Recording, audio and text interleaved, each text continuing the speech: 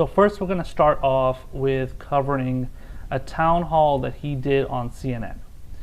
And the town hall was pretty much as you would expect. It was a lot of fawning by the media, a lot of making Joe Biden to be out to be as if he's some sort of incredible person, an incredible president, and he's doing all these wonderful things. I don't want to give away too much, but let's check it out here. So let me play this clip right here. So this is from one of the parts of the town hall where he is answering a question from a woman, and this is, let's see, it's coming from, so this is on Twitter. The clip is going to be on Twitter. It's posted by American Bridge, which is it's like a neoliberal, so-called progressive think tank, and we'll get to the whole empathy is back in the White House thing in a second. So why don't you watch the clip first, and then we're gonna see exactly how empathetic Joe Biden is. So check it out. Thank you. Carrie, how are you? Very good, thank you. Our 19-year-old son was diagnosed with pediatric COPD at the age of 14. We're told he has the lungs of a 60-year-old. He does all he can to protect himself. Last month, he even removed himself from the campus of UW-Madison as he feels it's safer and he has less exposure here at home. We've tried all we can to get him a vaccine. I hear of others who are less vulnerable getting it based on far less. Do you have a plan to vaccinate those who are most vulnerable sooner, to give them a priority? Well, the answer is yes, there are, but here's how it works. The states make the decisions on who is in what order. I can make recommendations, and for federal programs, I can do that as President of the United States. But I can't tell the state, you must move such and such a group of people up. But here's what I'd like to do. If you're willing, I'll stay around after this is over, and maybe we can talk a few minutes and see if I can get you some help. Oh, how nice. So, as you can see, the way Joe Biden is basically trying to portray himself is as if he's some kind of like, oh my God, such an empathetic, wonderful guy. He's doing saying such a nice thing to this woman. And obviously she has a very, obviously a legitimate concern. She wants her son who already has basically a pre-existing condition, and she's worried that if he obviously gets COVID, then something's gonna, something obviously worse could happen. He can die possibly. And but the response from Biden is, I mean, instead of going out there and saying, listen, your son, I'm so sorry that your son is going through this. Didn't even get to that, but I'm sorry that your son is going through this. I'm sorry that he's not able to get better care so that he can be healthy. He just says like, oh, let me pull you to the side after this CNN town hall and talk to you. I don't know what they talked about. I don't know what he told her. I don't know what he said to her. But whatever it is, the media is like, oh my God, the empathy is back. The empathy is back in the White House. So much empathy from Joe Biden here. So, I mean, look at this tweet here. So the tweet says, empathy is back in the White House.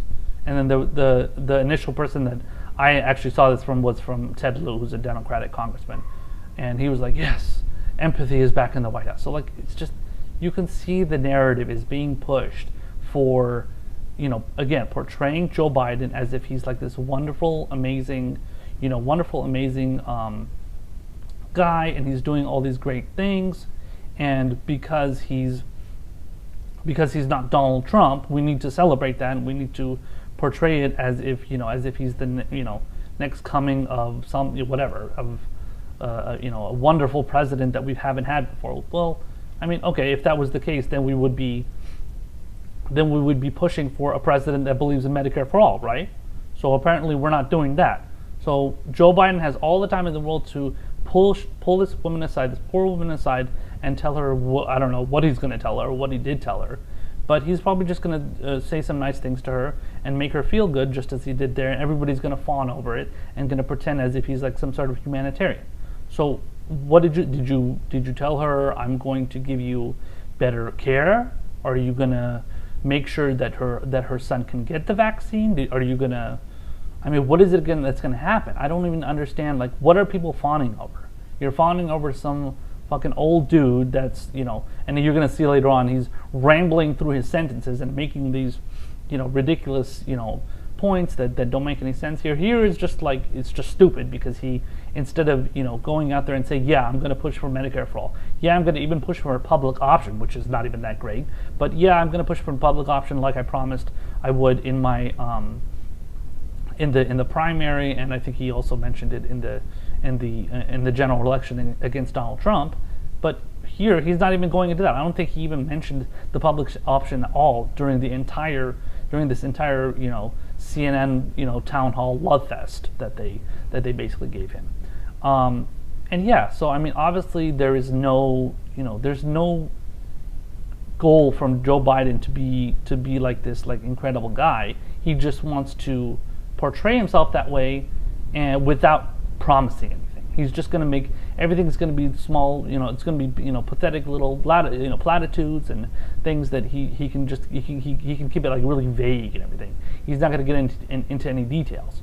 And so I mean, and so okay, he says these decisions are based up to the states, and then he can still make the recommendations. I mean, at least he said that much, but even that, again, that's not very much. And then he obviously goes on to say the thing, you know, to the woman about about how he, you know, I guess he can find a way to help our son after the town hall. So I mean, you know, this just comes down to Joe Biden just being portrayed as a wonderful person because he's not Trump, and that's all it really is. So I thought that was pretty pretty pathetic for the most part, and all the liberals and you know, resistors and resistance types and blue and you know, blue vote blue no matter who. People are loving this shit, and they're just like eating it up, and they love it.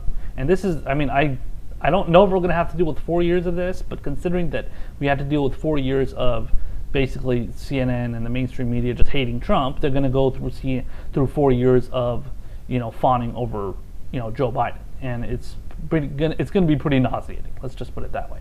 So another clip that I'm going to play for you guys here is it's one where, let's see here. So he apparently was responding to a question. Yeah, he was responding to a question from a woman who was actually standing there with her daughter, and the daughter was asking, I guess, about the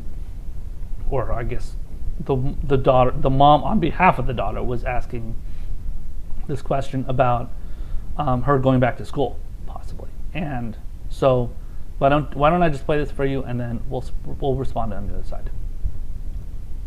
Talking about the coronavirus is very real and very scary, and it's especially scary for children who may or may not understand. My children, Layla, 8 here, and my son Mateo, 7 at home, often ask if they will catch COVID, and if they do, will they die? They are watching as others get the vaccine, and they would like to know, when will kids be able to get the vaccine? Well, first of all, honey, what's your first name? Layla. Layla, beautiful name. First of all, kids don't get get COVID very often. It's unusual for that to happen. They don't. And the evidence so far is children aren't the people most likely to get COVID. Number one. Number two, we haven't even done tests yet on children as to whether or not the certain vaccines would work or not work, or what is needed. So you're the safest group of people in the whole world. Number one. Number two, you're not likely to be able to be exposed to something and spread it to mommy or daddy. And it's not likely mommy and daddy are able to spread it to you either. So I wouldn't worry about it, baby, I promise you. But I know it's kind of worrisome. Are you in first grade? Second grade? Second. Oh, you're getting old. Second grade. Well, have you been in school, honey? No. See, that's kind of a scary thing too. You don't get to go to school, you don't get to see your friends, and so what a lot of kids and big people too, older people, their whole lives have sort of changed. Like when it used to be to just go outside and play with your friends and get in the school bus and go to school, and everything was normal. And now when things change, people get really worried and scared. But don't be scared, honey. Don't be scared. You're going to be fine. And we're going to make sure Mommy's fine too. Okay, well, that's complete bullshit, and he tried to cutesy his way out of that whole thing and tried to make it seem, again, it's another attempt by Joe Biden to make himself seem as if he's like this wonderful, caring grandfather, and yeah, he's he's such a nice guy, and he calls her honey, and then he asks her what her name is, and her name is beautiful. Okay, that's a lot of just like grandpa stuff you're going to see from a lot of old people, to be fair, and a lot of Gen Xers and stuff. So that's, I mean, I don't necessarily have anything against that. I'm just saying it covers up and kind of like masks the whole kind of inhumanity of Joe Biden, and pretends as if he's like this wonderful guy.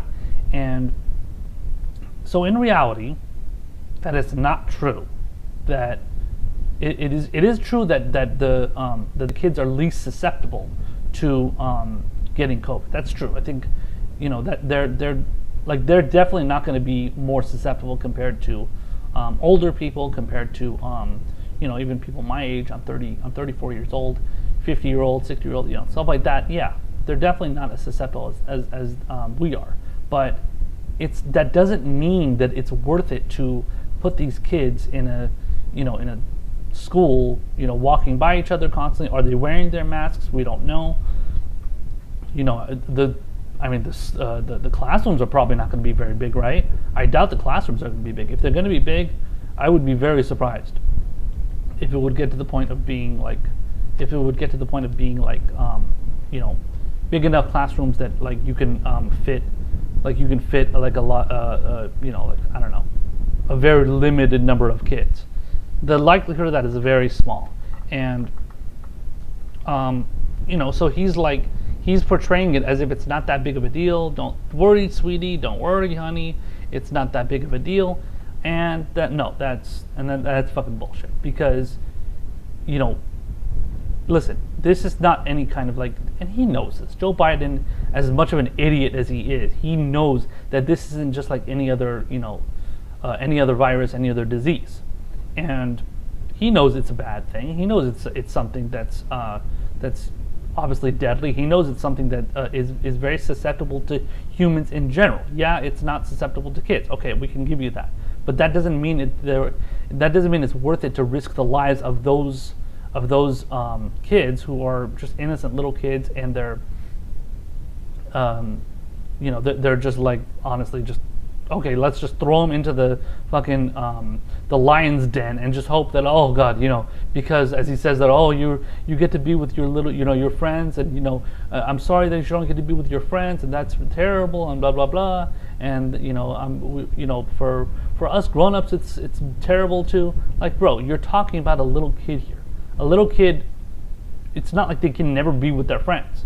They can probably be with their friends, a couple. So like they can be with like a couple of their friends. So obviously, as the rules pertain regarding coronavirus, regarding COVID, you are allowed to have a certain number of people, or allowed to be around a certain number of people when you are let's say like within a closed area, or even if you're outside, you can be around kids, you can be around grown-ups, as long as it's not over, I think, 4 other individuals or 3 other individuals. So you including 3 other individuals. And but also, it is not true that it's not true, the premise that, oh well, you don't have to worry if you're a little kid and it's not that big of a deal. It's complete bullshit that you're going to be fine, because look at this. So this new, it's a study. What is it? A study or something that they let me pull it up here 1 second. Here it is. So they apparently found out that the kids that are let's see, there was 2,750 kids in Iowa who have now contracted coronavirus since Governor Reynolds, I don't know what his first name is, but he's apparently the governor of Iowa, and he signed, I guess, a bill called SF 160, and that forces 100% in person without safety precautions, and that started on January 29th, so almost a month ago. And today, which is referring to the 21st, so yesterday, they reported another 71 cases for kids under the age of 18, for a total of 2,757. So 2,757 kids have, and just in 23 days, have contracted coronavirus, and this is in schools. Now, these kids, I don't know. It says under the age of 18. I don't know what age that is. It's obviously it's high. It looks like it's more like a high school. So, but I mean, those are still kids that are pretty, relatively young. So they could be, they could be 14, 15, 16, and obviously not, not 18. So 14, 15, 16, 17 probably. But that's still relatively young. I mean, you're still maturing at that age. So the fact that that these kids are getting in that amount is ridiculous. Imagine the possibility of that happening with even younger kids. It's very likely. There's one more tweet here that's following it. It says the spread of coronavirus among Iowa's kids is a danger to themselves now and in the future, and also endangers families, staff, and the public who could get coronavirus from the kids. And this is a tweet from Senator Rob Hogg. Oh, okay, so he appears to be an Iowa state senator. Okay, that's interesting. So he's putting out that information out there. It's actually very informative for for a lot of people, and a good job for a senator to do that. But yeah, I mean, so like that's like crazy, man. Why are you going out there and promoting all this stuff about how kids aren't going to be getting sick, when in reality, I mean, even if one kid were to get sick, so let's just say, oh yeah, a lot of kids aren't going to get sick, aren't going to catch COVID-19, but that doesn't matter. You should be doing everything you can to make sure no kids are catching COVID. So I don't understand. Not that I don't understand, but I don't really get how Donald Trump, how Joe Biden thinks he's going to get away with this. He's really pushing the envelope here, and it's going into dangerous territory. So obviously he just wants to do whatever I don't know who he's listening to. Donald Trump was just listening to the people. Donald Trump was just listening to the people that were like his idiot advisors, and I would honestly expect better advisors to be telling Joe Biden what to do. Apparently that's not the case. So yeah, obviously another ridiculous answer from Joe Biden here. So we got one more clip, or one more segment here that I wanted to cover from the town hall that he did here. So let's see. He did a town hall with. So he did, in this town hall, he responded to another question, and this one was regarding the student loan debt crisis, which were trillions of dollars in, and this young lady, she decided to ask a question about that issue, and she asked a question, and she didn't get a very good response from Joe Biden. But let's check it out here, and then we'll talk about it on the other side. Good evening, Mr. President. Student loans are crushing my family, friends, and fellow Americans. Me too. The American dream is to succeed, but how can we fulfill that dream when debt is many people's only option for a degree? We need student loan forgiveness beyond the potential $10,000 your administration has proposed. We need at least a $50,000 minimum. What will you do to make that happen? I will not make that happen. Oh, thanks, It depends on whether or not you go to a private university or a public university. It depends on the idea that I say to a community, I'm going to forgive the debt, the billions of dollars of debt for people who have gone to Harvard and Yale and Penn and schools. My children, I went to a great school, I went to a state school. But is that going to be forgiven rather than use that money to provide for early education for young children who come from disadvantaged circumstances? But here's what I think. I think everyone, and I've been proposing this for 4 years, everyone should be able to go to community college for free. For free. That costs $9 billion. and we should pay for it. And the tax policies we have now, we should be able to pay for it. You spend almost that much money as a break for people who own racehorses.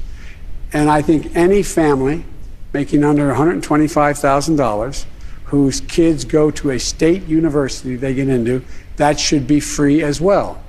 And the thing I do in terms of student debt that's accumulated is provide for changing the existing system now for debt forgiveness if you engage in volunteer activity. For example, if you're teaching school, after 5 years you have $50,000 of your debt forgiven. If you worked in a battered women's shelter, if you worked and so on, so you'll be able to forgive debt. Thirdly, I'm going to change the position that we have now to allow for debt forgiveness. This is so hard to calculate, whereby you can now, depending on how much you make and what program you saw, you can work off that debt by the activity you have, and you cannot be charged more than X% of your take-home pay so that it doesn't affect your ability to buy a car, own a home, etc. Each of my children graduated from school. I mortgaged the house. I was listed as the poorest man in Congress for, not a joke, for over 30 years. And, but I was able to borrow. I bought a home I spent a lot of time working on, and I was able to sell it for some profit. But my oldest son graduated after undergraduate and graduate school with $136,000 in debt after working 30 hours a week during school. My other son went to Georgetown and Yale Law School, graduated $142,000 in debt, and he worked for the parking service down in Washington. My daughter went to Tulane University and then got a master's at Penn. She graduated $103,000 in debt. So I don't think anybody should have to pay for that, but I do think you should be able to work it off. My daughter's a social worker. My other son ran the World Food Program USA, and so on. They didn't qualify. But my point is, I understand the impact of the debt, and it can be debilitating.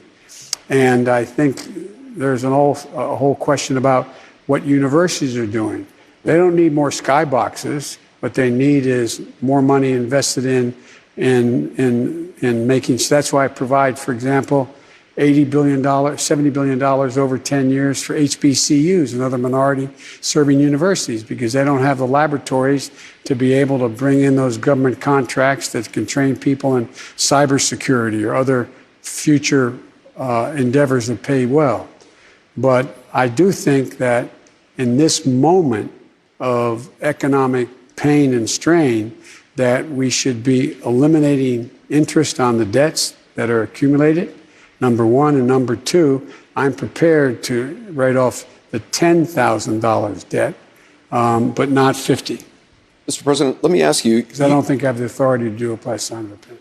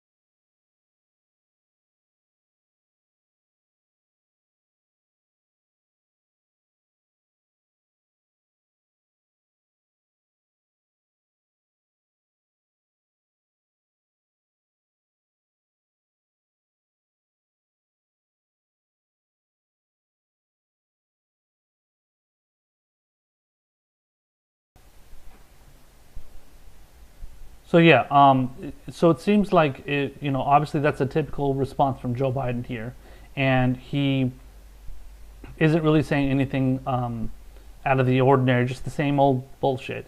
And he decided to talk about how he doesn't support pushing for actual student loan debt. He's pushing for student loan debt for he's pushing for the cutting of student loan debt for community colleges, not for regular colleges, not regular universities. And okay, that's great, but community college is not that expensive. When you think of community college, you're thinking of, not that much expenses when it comes to, unless you're taking a ton of classes when you're going to community college, it's not going to cost that much money. And I can say that because I went to community college for a long time. I was in community college for a good 5-6 years because I didn't know what I wanted to do, and most of it was just kind of like deciding which direction I wanted to go as far as my major, and deciding like, okay, this is what I want to do, and then eventually I decide on something else. So, but community college isn't for everyone, in the sense that a lot of people are not going to go to community college. A lot of people are just going to go to college. And what Biden is proposing is he's saying he's going to push for, he's going to or he supports at least free tuition, free college for families that their income is under 125,000. So that means anybody above that is basically screwed. So I don't know. It's 150,000. I know my dad, when he was working, he was making quite a bit of money. He was making around that 120, 25, 20, or yeah. He worked all his life, and he eventually worked up to making roughly that amount of money, maybe a little bit less. But either way, that doesn't matter. I'm just giving my own personal story, so that's not really I don't know how much that relates with a lot of people out there, but that's just my story. But the point is that this whole concept, like Joe Biden, Pete Buttigieg, Amy Klobuchar, all these people during the primary were pushing this idea like, oh my God, this is a terrible idea because all the rich kids are going to get their tuition paid off. Oh my God, these are the ones that are going to. So like it was a. To some people, I guess it could be seen as a clever like bait and switch, and it's like, oh look, this is what they're gonna do. It's really gonna benefit the rich people. It's really gonna benefit the super wealthy out there who are really gonna get a benefit, while all the poor peasants below them are gonna get screwed over. That's not even fucking true at all. That's not even even close to the reality, because when it comes to having a universal so when you do a universal program where everybody is covered for tuition-free college, or any kind of program, any kind of universal program, where you said this is same with healthcare too. So anytime you say like this is going to cover it's going to cover everybody, and you're all good, and nobody has to pay more than the amount that they're already paying. It covers everybody, and it's all taxpayer funded, and then there's no sneaky way for people that let's say when it comes to like the story that I was telling regarding my dad, as far as him working and making just barely under 125,000 per year. So let's just say if he was making 126,000, but you're living in a really a really upscale area, like hypothetically, you're living in a really upscale area, and it's barely the amount of money that you're able to come up with, and let's say if you're and it's only like a single income family, so it's just like that person working and the other person stays home with the kids or something, so the mother stays home with the kids. Okay, so you just have to rely on the father or the father, mother, whoever it is, that one other person to get by, and then unfortunately, you're going to be just above that level, just above that number, and then what are you going to do? You're going to have to spend all that time working your ass off as a parent to cover your, I don't know how many kids let's say you have 3-4 kids that you have to send to college, right? How are you going to be able to afford all that? Maybe each kid how do you know how much each kid is going to cost? So for their tuition, maybe it's going to cost a hell of a lot more than the amount of money you're making, $126,000 a year. And that's going to be just above the amount that Joe Biden wants to pay.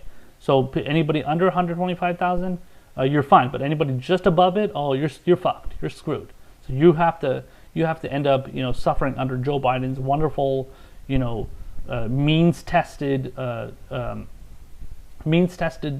tuition-free college plan and free community college plan, which barely costs anything anyway. So it's just typical Joe Biden. It's typical liberal policies, means-tested policies, where they want to, they always want to cut around the corners. And notice when they covered the whole issue of tuition-free college and even Medicare for all, they said this is so complicated. Why do you have to tear down the entire system under Obamacare to put in Medicare for all? In reality, the universal program for healthcare, just like the universal program for tuition-free college, is very simple, because what it is a universal program. You don't have to go through all that bullshit wonky, this is means tested for people that are making under a certain amount of money, and then the person that makes it above that doesn't get it, blah, blah, blah. It's just all a bunch of wonky, liberal, technocratic garbage, and nobody who relates to that, who's going to be able to understand that? It's so fucking complicated. I mean, our system, when it comes to any kind of social program, especially when it comes to like paying taxes, it's fucking complicated. And you're just going to make it more complicated because you want to push your pro-capitalist liberal ideology, which nobody really, people think it's wonderful, but it's, in reality, people are sick of it. They just don't know it, and they think like, oh well, it's better than Republicans and it's better than Trump, so it must be great.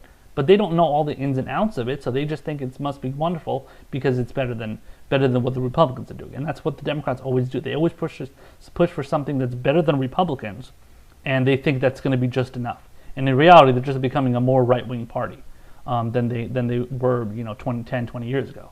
I also wanted to play this one last clip because this was one. I thought this one last part was just another pathetic part of Joe Biden's performance. All right, guys, it doesn't look like this is going to be happening. So I'm sorry. I'll just explain the clip. Joe Biden was responding to a question about people getting the COVID vaccine, and he said that minorities, black people and Latino / Hispanics, aren't able to figure out how to get online to sign up to get the COVID vaccine. Some fucking weird shit. I don't know where he came up with this. It was absolutely hilarious. I wish I could play the clip for you guys because it was totally comical. All the right wingers were making fun of it. I think a good chunk of left wingers came across it as well. But it was just typical Joe Biden fashion, just being a fucking doofus, basically. So it was a disastrous town hall, and as you can see from the clips that I played for you, he looked like a complete idiot.